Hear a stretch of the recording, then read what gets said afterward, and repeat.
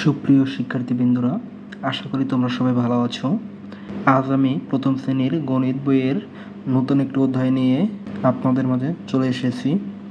আজ আমি 51 পৃষ্ঠার অঙ্ক নিয়ে আলোচনা করব। আমরা চলে যাই সে 51 পৃষ্ঠায়। দেখি 51 পৃষ্ঠায় কী রয়েছে। দেখো, প্রথমেই রয়েছে খালি ঘরের সংখ্যা লিখি। এখানে বলা হয়েছে, দেখো, 8 বিয়োগ খালি ঘর সমান সমান 5। এখন এই খালি ঘরে আমাদের সেই সংখ্যা বসাতে হবে, অর্থাৎ 8 থেকে কত বিয়োগ করলে 5 হয় এটি আমাদের খুঁজে বের করতে হবে। তো আমরা সেই কাঠির মাধ্যমে বা দাগ টেনে আমরা করতে পারি। কীভাবে করব দেখো, এখানে 8-এর জন্য আমরা 8টি দাগ নিচ্ছি।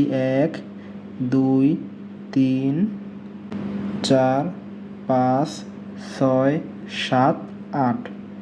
এখন বলছে যে 8 থেকে একটা সংখ্যা বিয়োগ করলে আমার 5 থাকে। তো আমরা 5-এর জন্য 5টি কাঠি সে আলাদা করি। দেখো 1 2 3 4 5। তাহলে আমার 5টি কাঠি সে কি আলাদা করে নিয়েছি। তো এখানে আমার কয়টি থাকে? 1 2 3।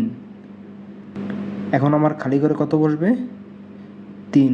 অর্থাৎ 8 থেকে 3 বিয়োগ করলে আমার 5 থাকে।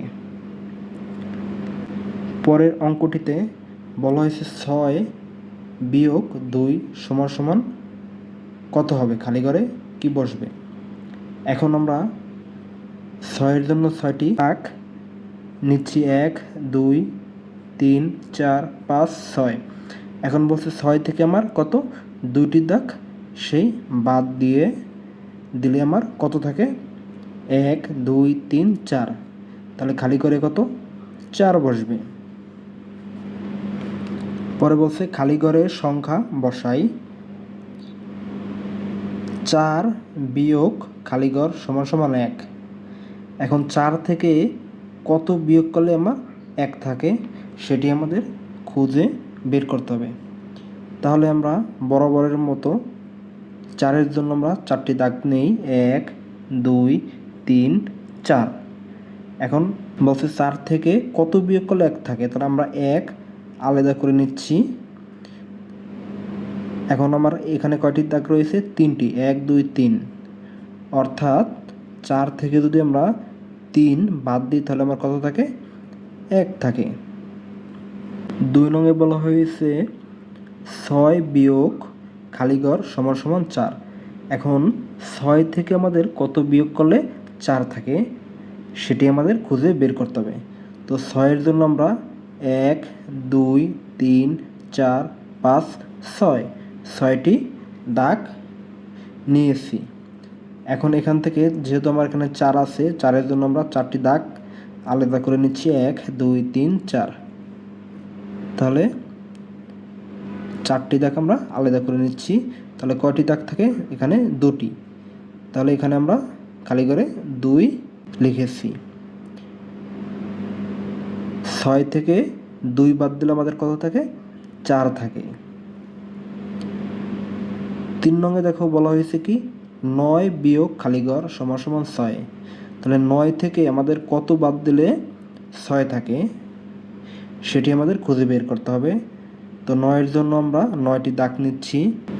1 2 3 4 5 6 7 8 9। এখন বলছে 9 থেকে কিছু একটা সংখ্যা আমাদের বাদ দিলে 6 থাকে। খালি ঘরের সংখ্যাটি খুঁজে বের করার জন্য আমরা 6টি দাগ আলাদা করে নিচ্ছি। 1 2 3 4 5 6। তাহলে আমরা কি করছি? 6টি দাগ আমরা 6-এর জন্য 6টি দাগ আলাদা করে নিয়েছি। তো কয়টি দাগ আমাদের বেশি রয়েছে? 1 2 3। তাহলে খালি ঘরে আমার কত বসবে? 3। 9 থেকে 3 বিয়োগ করলে আমার 6 থাকে। দেখো 4 নংয়ে বলা হয়েছে 7 বিয়োগ 4 সমান সমান খালি ঘর। বলছে 7 থেকে 4 বাদ দিলে কত থাকে সেটি আমাদের খালি ঘরে বসাতে হবে। তো 7-এর জন্য আমরা 7টি দাগ নিয়ে নিচ্ছি। 1 2 3 4 5 6 7। এখন 7 থেকে আমরা 4টি দাগ বাদ দেব বা বিয়োগ করব। তাহলে 1 2 3 4, তাহলে 4টি আমরা কি বাদ দিয়েছি। তো আমার কয়টি দাগ বেশি থাকে? 1 2 3, 3টি দাগ আমাদের বেশি থাকে বা 3টি কাঠি আমাদের বেশি রয়েছে। তো খালি করে আমাদের 3 লিখতে হবে। এখন 5 নঙে দেখো বলছে 10 থেকে 2 বিয়োগ দিলে বা বাদ দিলে আমাদের কত থাকে। এখন আমরা 10 থেকে 2 বিয়োগ দেব বা বাদ দেব। তাই 10-এর জন্য আমরা 10টি কাঠি নিয়ে নিচ্ছি বা দাগ নিয়ে নিচ্ছি।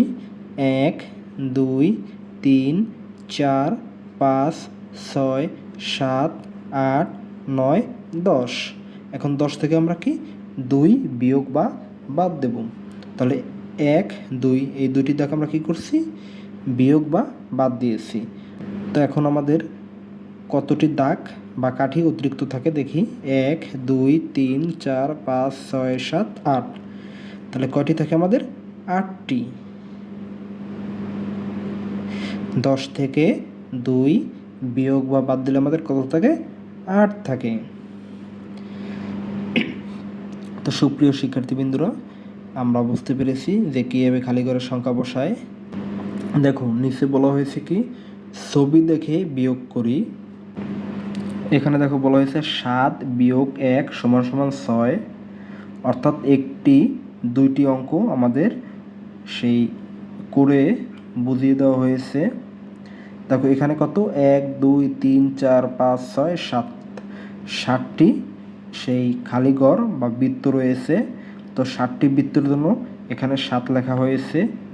বিয়োগ দেখো সেই একটি বৃত্ত কিন্তু সে রং করা নাই বা কালার করা নেই, অর্থাৎ 7 থেকে 1 বিয়োগ দিলে কত থাকে? 6 থাকে। দেখো 1 2 3 4 5 6। এখানে দেখো 1 2 3 4 5 6 7, 7টি খোপ রয়েছে। 7টি খোপের জন্য 7 লেখা হয়েছে। এবং দেখো এখানে 2টি সেই বৃত্ত কি রং করা নেই, তাহলে 2 বাদ বা 2 বিয়োগ। তাহলে 7 থেকে 2 বিয়োগ বা বাদ দিলে কত থাকে? দেখো 1 2 3 4 5, তাহলে এখানে কত? 5। এখন বাকি অঙ্কগুলো আমাদের সেই নিজেদের করতে বলা হয়েছে। দেখো এখানে তাহলে ছবিতে আমরা দেখতে পাচ্ছি 1 2 3 4 5 6 7, 7টি সেই ঘর বা বৃত্ত রয়েছে। তো 7টি বৃত্তের জন্য আমরা 7 লিখে নিয়েছি। এখন দেখো এখানে 1 2 3, সেই 3টি বৃত্ত সেই রং করা নেই। তো 3টি খালি বৃত্ত বা খালি ঘরের জন্য আমরা এখানে 3 লিখেছি। এখন 7 থেকে 3 বিয়োগ বা বাদ দিলে আমাদের কত থাকে? দেখো 1 2 3 4, কত পেয়েছি আমরা? 4 পেয়েছি। আমাদের 4টি সেই বৃত্ত রং করা রয়েছে। এখানে দেখো কয়টি আমাদের সেই খালিঘর রয়েছে? এখানেও আমাদের 7টি। 1 2 3 4 5 6 7টি, আমাদের 7টি খালিঘর এবং বৃত্ত রয়েছে। এখন দেখো এখানে 1 2 3 4, 4টি বৃত্ত রং করা নেই। তো 4টি খালি বৃত্তের জন্য আমরা এখানে 4 লিখেছি। এখন 7 থেকে 4 বিয়োগ করলে আমাদের কত থাকে? দেখো 1 2 3, আমাদের 3 থাকে। 7 থেকে 4 বাদ দিলে আমাদের 3 থাকে, অর্থাৎ 3টি বৃত্ত আমাদের রং করা, তাই আমরা এখানে 3 নিয়েছি। পরের লাইনেও আমাদের সেই 7টি বৃত্ত রয়েছে। 1 2 3 4 5 6 7, এখানে আমাদের 7টি বৃত্ত বা 7টি ঘর রয়েছে। 7টি বৃত্তের জন্য আমরা 7 লিখেছি। এখন দেখো এখানে 1 2 3 4 5, 5টি বৃত্ত আমাদের কি কোনো রং করা নেই, তাই 5টি বৃত্তের জন্য আমরা 5 লিখেছি। এখন 7 থেকে 5 বিয়োগ করলে আমাদের কত থাকে দেখুন, 1 2, তাহলে 7 থেকে 5 বাদ দিলে আমাদের কত থাকে, 2 থাকে। খালি ঘরে আমাদের 2 বসবে। এখানে দেখো 1 2 3 4 5 6 7, 7টি খালি ঘর বা 7টি বৃত্ত রয়েছে। এবং দেখো কয়টি বৃত্ততে রং করা নেই, 1 2 3 4 5 6, 6টি বৃত্ততে আমাদের কি রং করা নেই। তাহলে কয়টি বৃত্ততে আমাদের রং করা রয়েছে, একটিতে। অর্থাৎ 7 থেকে 6 বিয়োগ বা বাদ দিলে আমাদের কত থাকে, 1 থাকে। এখন দেখো পরে 1 2 3 4 5 6 7, এই লাইনে আমাদের 7টি খালি ঘর বা খালি বৃত্ত রয়েছে। তো 7টি বৃত্তের জন্য আমরা 7 লিখেছি। এখন দেখো এখানে আমাদের সেই রং করা নেই কয়টি বৃত্ততে, 1 2 3 4 5 6 7, 7টি বৃত্ততেই আমাদের কি রং করা নেই বা খালি রয়েছে। তাহলে আমরা এখানে 7 লিখব। এখন এখানে আমাদের কোনো বৃত্তই কি রং করা নেই, অর্থাৎ 7 থেকে 7 যদি আমরা বাদ দিই তাহলে আমরা কত পাই, 0 পাই। নিশ্চয়ই প্রত্যেকে বুঝতে পেরেছি সেই খালি ঘরের বিয়োগ অঙ্কগুলো। ধন্যবাদ তোমাদের সবাইকে মনোযোগ সহকারে আমার অঙ্কগুলো দেখার জন্য।